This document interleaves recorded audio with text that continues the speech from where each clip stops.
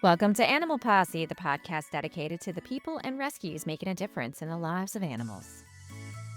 Today, I am going to be chatting with Amber Richard from Southern Pets Animal Rescue. Thank you for coming on the show. I'm interested in hearing about all you do with Southern Pets Animal Rescue. How did you first come to get involved in animal rescue? Bought a trailer and I moved to my new trailer. I inherited like 12 cats.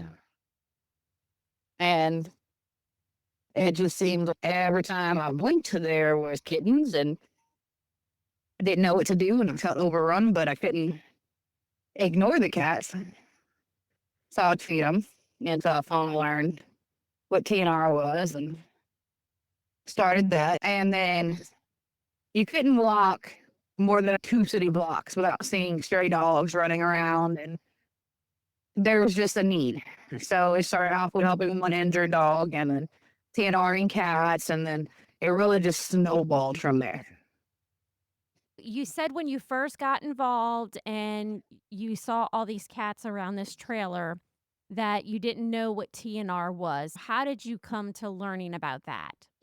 It was literally just Google searching at first, looking into affordable spay and neuter.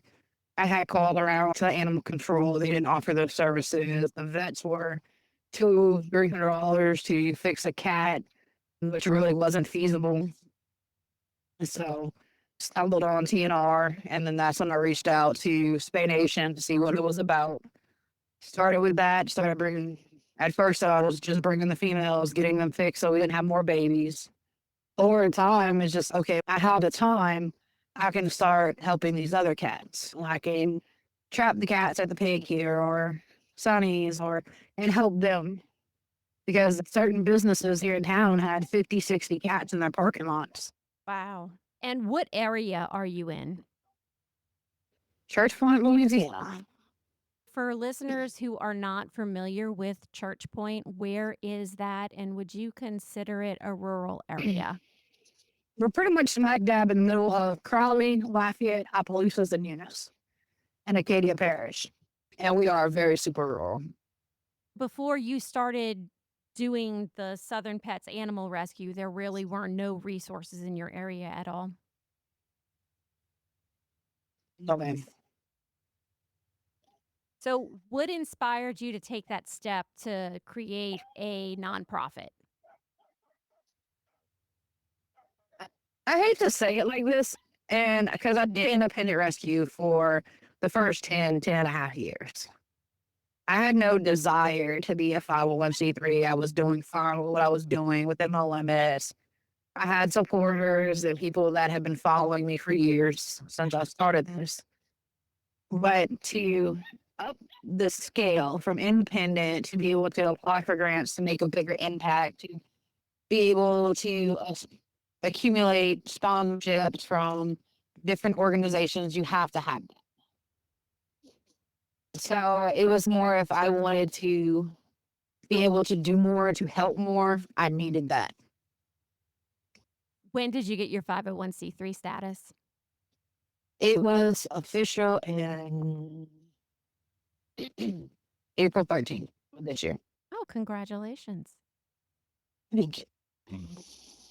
Since you have gotten that 501c3 status, have you seen that has made any kind of difference? Have you received any grants? We have been able to get a couple of smaller grants. We got one from the Howard Script Foundation. We've gotten a couple smaller grants from places like the Hound Compassion Project or Colorado Animal Rescue Express. They've helped out host clinics. They both helped out together to host the first clinic for free spay and neuter for Acadia Parish, which we're trying to make an annual or biannual clinic to help people get their animals spayed and neutered. It's definitely brought opportunities. Like I can also apply to get damaged bags of food, which would be a huge help to the rescue from places like Amazon or Tractor Supply. Like it enables you to do more and have more support. Is it just you or do you have helpers? That's a little bit complicated. Like we had people that were all gung ho, let's do this. They had great ideas. They want to help. But when it comes to the actual physical day to day operations to get out and deworm puppies, nobody really steps up to do it. I spend 14 to 16 hours a day caring for the animals. When I'm not working, when I'm working, I'm up all night doing it. It's pretty much a one man operation. And then every once in a while, somebody will come in and help. But it's not a consistent thing. Yeah, and I know that's a problem with rescue too, because when you try to help, people don't understand that you have two full-time jobs because you work and then you do rescue. And so it's like I find people always getting aggravated and they'll get smart sometimes when you can't help them right away. And it's like they don't realize though that you have to work a full-time job too, in addition to doing the rescue stuff. No, that it really is a real problem. And I don't want to say anything bad about anyone, but the situation comes down to honestly financing for everybody from the owners to the rescue. If you're going to have, say, one cat, you need to be able and know and understand that in that year, that cat is going to have about $300 of basic medical expenses, which are heartworm, flea medicines, your shots, your rabies. And then you need to be able to set money aside for emergencies. And if you can't do that, then honestly, you can't afford an animal. So people have the biggest hearts. They love animals. And that plays a part in a lot of this. People get, oh, I saw this stray cat, so I took it in. And then next thing you know, you have 7 stray cats. So that's great. They have a home and they're being fed. But when those emergencies come, if you can't financially afford it, what are you going to do? It comes down to a choice of if you can afford your animals or if you're going to let them suffer, or are you going to have to start calling rescues and shelters and organizations to try to help you with your animals? And then the problem comes in there. A lot of organizations are not equipped or financially equipped to help owners with big bills. Like this week alone, we've had 3 owners with animals with broken legs, or what they assumed was broken legs. Only one was broken and 2 was neurological. They surrendered them to the rescue. It's not that they didn't want to. They couldn't do the financial burden, or they couldn't quarantine their animals, or they couldn't come back and forth from wherever they're living. Like one of them was in Kinder. My vet's in Crawley. I have no association with any vets out there. Could I do that? Yes. But until then, I would have to pay full prices for vetting, which is something we cannot do. And if we have to do that, we can't help. So it's tit for tat. So I was like, again, the option, I'm like, you can bring them to my vet and we'll pay for it. They didn't want them. So we took them. And we're doing that. But it literally comes down to no matter how much you love animals, if you cannot financially afford it, then you shouldn't do it until you can. I absolutely agree with that. And I just had somebody reach out to me today, and it's a similar situation where she took in a stray cat, and of course, it was a female. That female turned into several kittens. She kept 2 of the males. And of course, the female cat was not spayed. And in this case, it was more so she didn't know where to go to get it done. So I can't fault anybody for that. She knew she had to get it done and she wanted to get it done. She just didn't know where she had to go to get it done at a reasonable cost.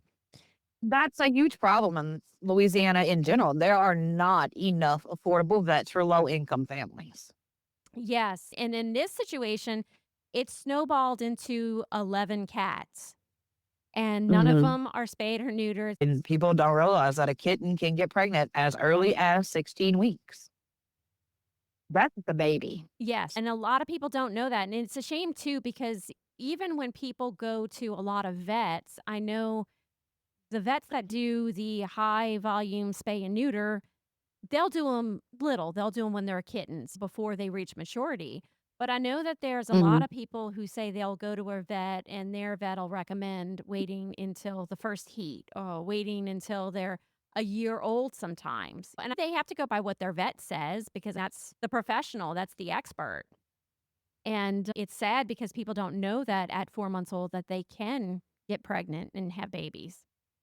There is a lot now that's saying that you should wait till I think it's 18 months. No, I may be wrong. I think it's 18 months now that they're recommending spaying and neutering, especially dogs, because they're saying they're not mature. Their reproductive organs, their bladder, and things like that aren't mature all the way. So they say if you spay them younger, they can have incontinence problems later on in life. That I have heard.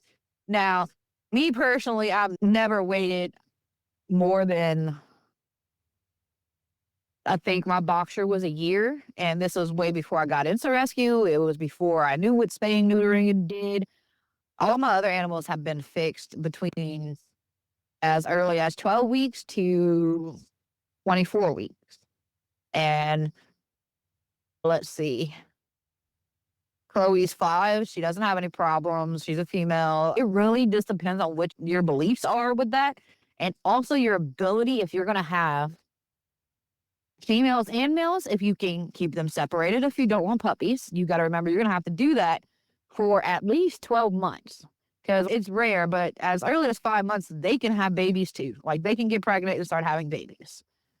But they get into where they can have babies generally around 6 months and older. So for those 12 months, are you able to keep your males and your females apart? Yeah, and then if you can, are you able to feed that many more? Because that's something I hear too is, "Oh, I've got 4 kittens. I can't afford to feed them." And it would have been cheaper for you to spay the mom to begin with than to feed a mom and 4 kittens or even possibly 6 kittens, depending on that litter size, until you can find homes for those. I'm dealing with the situation that kind of relates to this right now. An elderly lady, she's sick. She has 2 female dogs and 1 male dog, and she moved from another state down here. So she set up spay and neuter appointments, and she thought she'd be able to keep her females and her male apart, and it didn't happen. So now she has 3 adults and 15 Cane Corso mixed puppies. Wow. So she's completely overrun. She's 85 years old. She can't afford to feed them. I offered her bags of food. I have them outside for her to pick up tomorrow. So we're working to try to find rescues for the cane corsos, but everybody's bursting at the seams. There, with the state of economy and other situations going on in people's lives, donations are at an all-time low for almost every rescue I've ever talked to this year has just been like, we can't help as much because of the donation and financial burdens of rescue. You would have thought like with everybody home with COVID and all these animals were getting spayed and neutered and then adopted out, like we would have saw a significant decrease in the population. That's not true either. For the rescues that I deal with and talk to, we've seen a huge increase in the amount of puppies or dogs in general just being overbred. Honestly, it's just insane. Now, in your area, can you describe what day to day in terms of stray animals in places like grocery stores, fast food restaurants, gas stations, just in general? Okay, to take an example, yesterday I went to trap barrels for even today. So one of our Dollar Generals, they have a colony with probably about 12 babies, and I've seen 3 or 4 adults, but there is a field, so they hide in there, so it's hard to estimate. But there's the dollar store, there's a good 15 to 20 cats living there, and a lot of them are sick. The hospital has a lot of cats. There's probably about 10, but though they're taken care of, they have a caregiver. Those look good. And then you have places like the Piggly Wiggly. They have a cat colony in the back, which we have TNR'd quite a bit of them, but they're fighting for food and territory with raccoons. Believe it or not, there's an obscene amount of raccoons over there. And the bad thing about rural living too and country in general is people believe, oh, I live in the country, so I'm going to let my dog roam. People don't think about my dog's going to do what nature intended it to do. If you have a female and she goes in to eat, it's going to attract all the males. And then, okay, they had those puppies and if they don't go anywhere, it's the same situation over and over again. So those puppies just get rehomed and that mentality shifts over to the next home and it keeps going and keeps on. There are always stray dogs around here. For our parish, our city and our parish has like the highest stray rate. is absolutely insane. Cats over here are awful. Even this year with fixing, we're at 550 cats about for the Acadia Parish area, and it's not even a dent. It's not even a percent of what, and would people contact you for help? Do you have a problem with people dumping puppies or even kittens off on the rural roads? Yes. Very much. I'm literally sitting outside and looking at my quarantine house. We have 14 puppies that were dumped. Right now, we just sent 9 that were dumped up to Virginia to find homes because there's just not enough space here for them.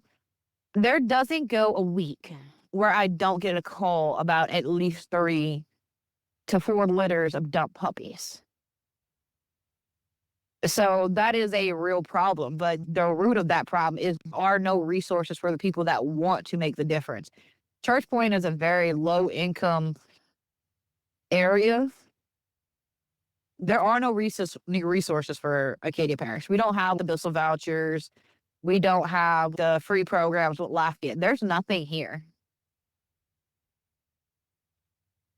Do you think anything could be done in addition to offering these programs to curb the dumping of pets on the roads like that? When they give out tickets for dogs at large and stuff like that, they need to stop letting them be dismissed. If there are no consequences to your actions, then you're going to keep doing those actions until there are consequences for them.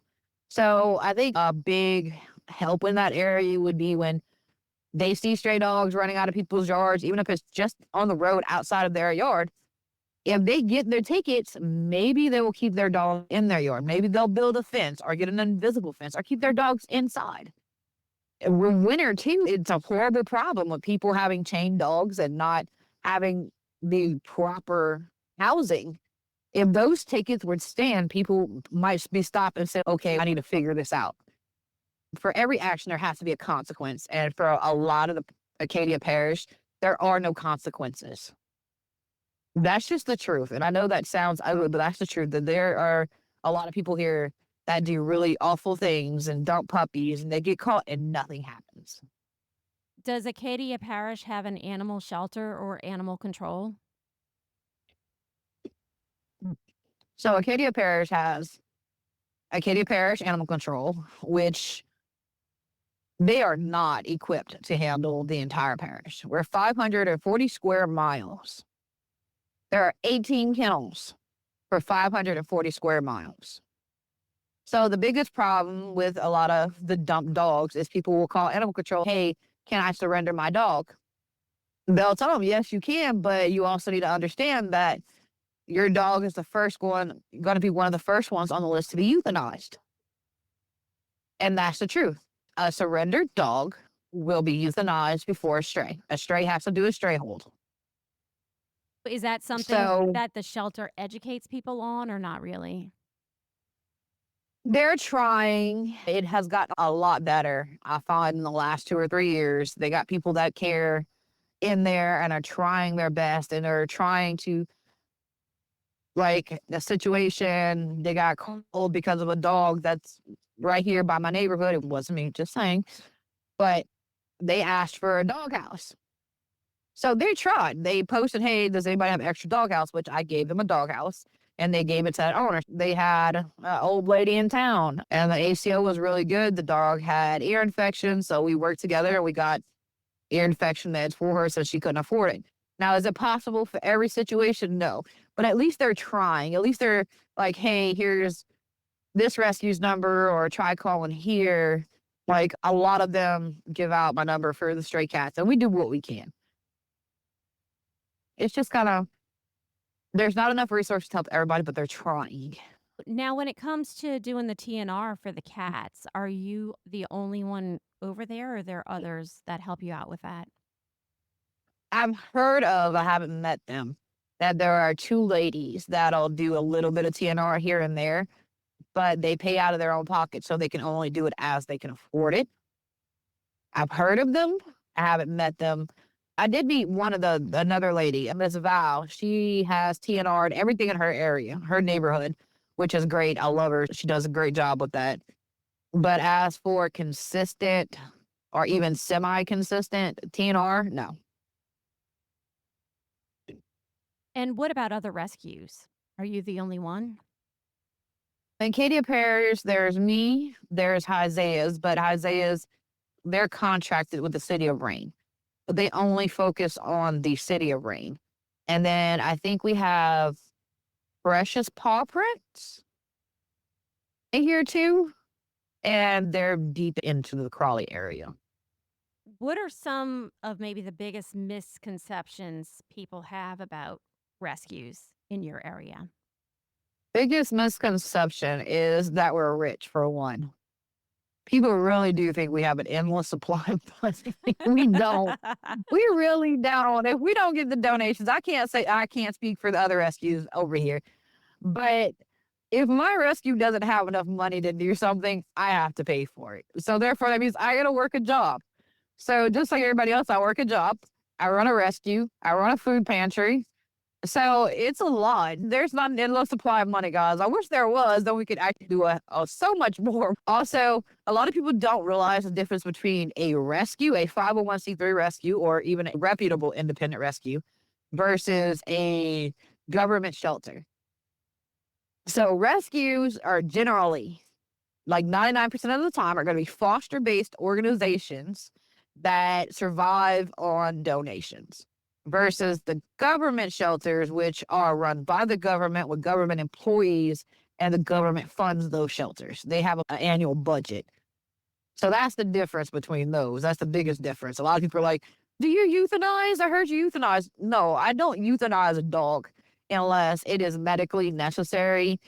Or if we have somebody that is completely aggressive, human aggressive, then that's something we would have to take into consideration because that dog is a liability. Do you think people sometimes take advantage of rescues by trying to use a rescue to abandon their responsibility? Honestly, yes. There are multiple people, I'm not going to say names here in Church Point. They know they cannot afford animals. And this isn't just one or two dogs. So, this one family I have taken in the last 10 years, got to be 30 animals from them. They'll get a free animal off of Facebook and they're like, oh, we love it so much. It's family. And then 6 months later, a year later, I think the longest they ever kept one of the dogs was a year and a half. Oh, it's just not working out for us. We don't have time for it. I need you to take it. And this cycle repeats over and over again. And a lot of the time, like this particular family, they'll find free designer mutts or purebreds, and then they breed them, and then they sell the puppies, and then once they get what they want off of them, they no longer want the dogs. And then it comes like they drop it in my lap. All right, I have this dog, this particular family. If you don't take it, I'm going to give it to this person. That person is way worse than the first person. Because every animal I've had to take from them is sick or emaciated or pregnant. And it's a repeated cycle.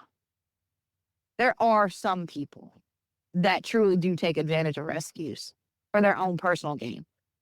Get something, you breed it, you make money off of it, then you don't want it. That's personal gain. Some of these people that do take advantage of that, and even possibly these people that are dumping animals, do you think they not realize what's going to happen to a dumped animal? Do you think they know the survival rate of a stray animal that isn't spayed or neutered? A lot of people don't know that. Yeah, and I found because I'll post, if just say for like TNR, I make posts all the time, and I specifically put in there that over 75% of cats die within the first year outside. So it's the same with the dogs. For it's how do I explain it? I think a lot of people are desensitized from it. Okay, so I can go dump this down this back road and it's done. It was healthy, it's alive.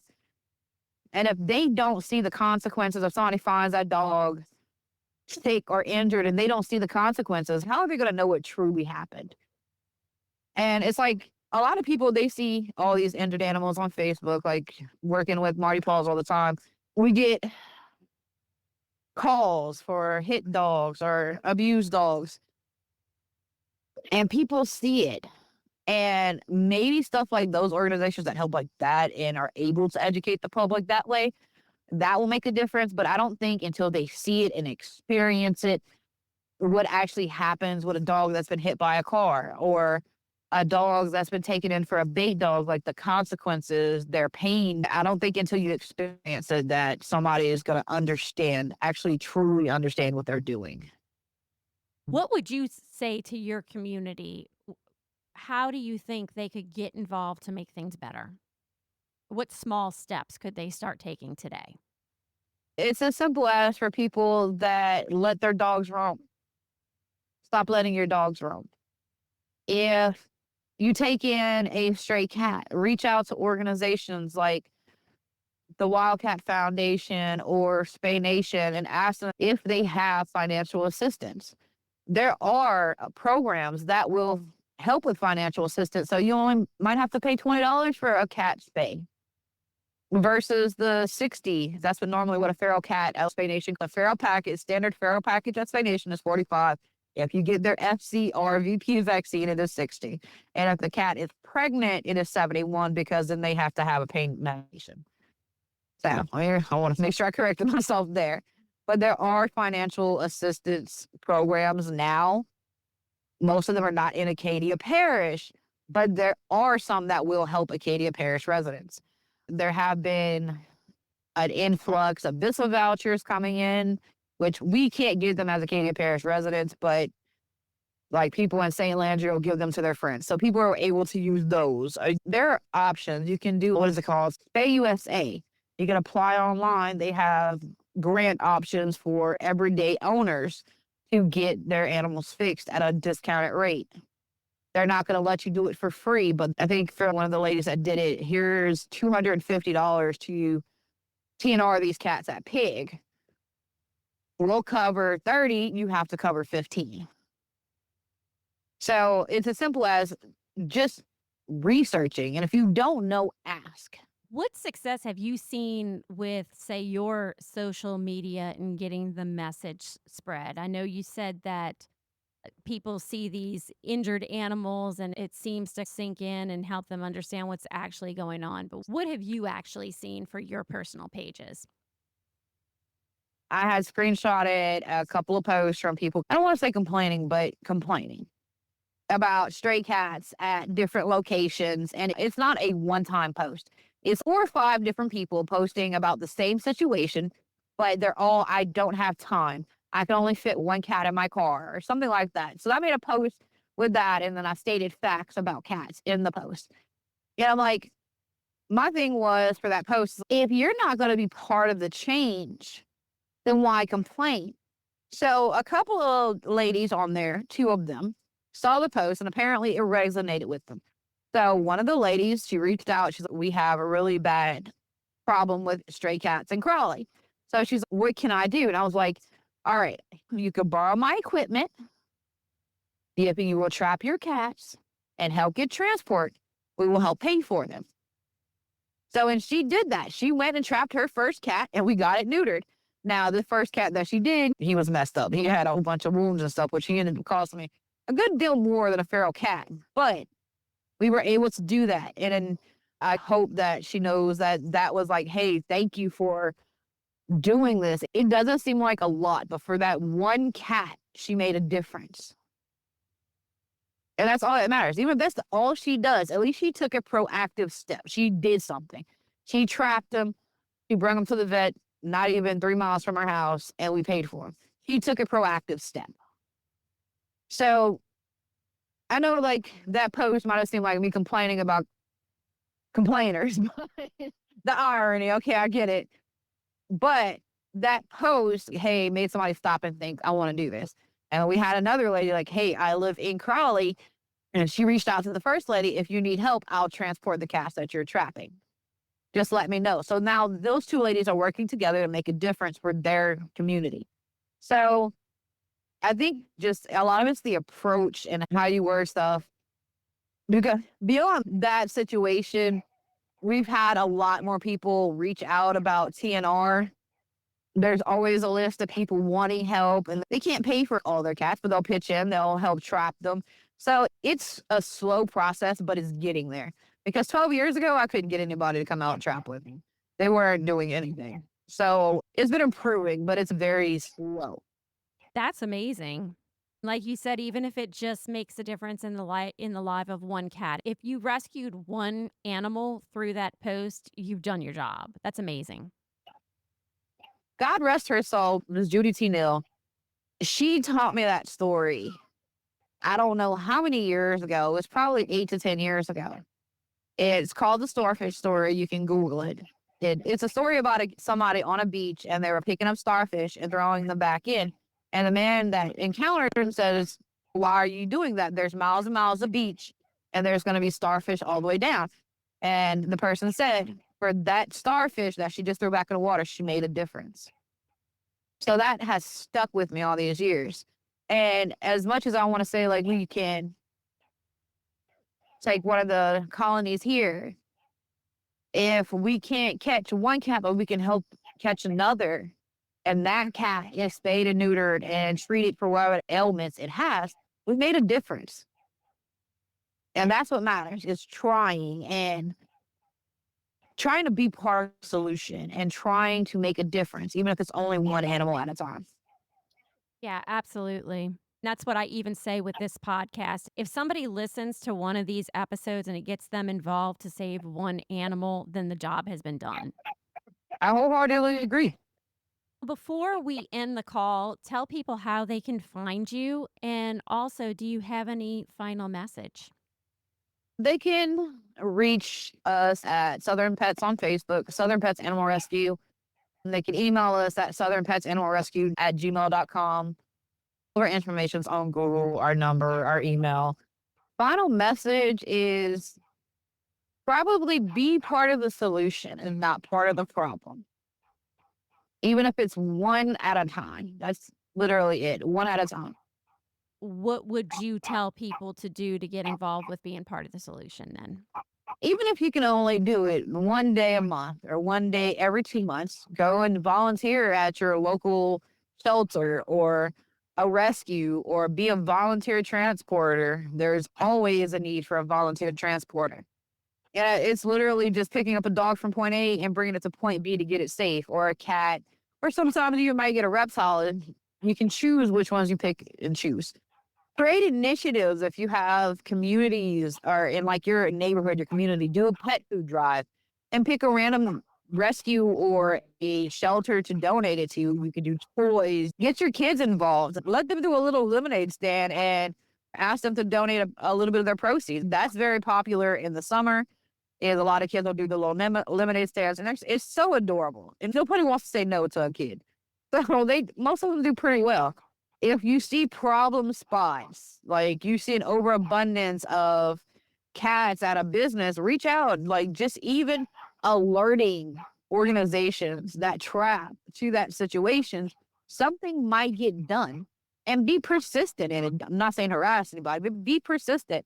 And if one organization can't help you, don't feel like you failed. Try somebody else. Type you up an email and start sending it to different organizations. You might get 10 no's before you get a yes, but that yes is going to make all the difference. And at least you did that. You started up, you set it up, and all it took you was a little bit of time to send an email. There are so many ways you can help. Thank you so much for having this conversation with me, Amber. I really enjoyed speaking with you. I enjoyed speaking with you too, Dixie, and thank you for inviting us. That's it for today's episode. I want to thank everybody for listening and supporting us. If you want to take that an extra step, consider becoming a member. We just added this to our website, animalposse.com. Scroll down, look for the support tab. Our membership program is going to help us directly support animals in need, whether that be through vaccinations, food, or spay-neuter efforts. Paws in the night, claws in the fight, whiskers twitching, tail